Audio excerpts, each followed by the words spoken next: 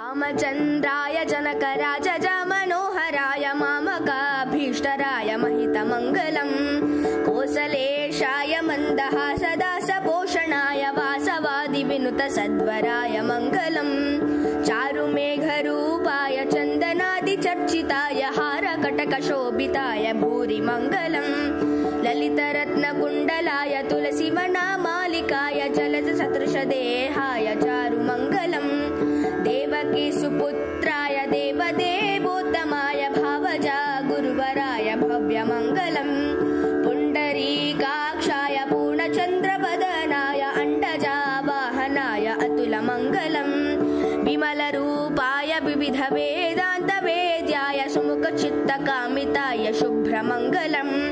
रामदासाय मृदुलहृदयकमलवासाय स्वामी भद्रगिरिवराय सर्वमङ्गलम् शुभमङ्गलम् सर्वमङ्गलम् शुभमङ्गलम् सर्वमङ्गलम्।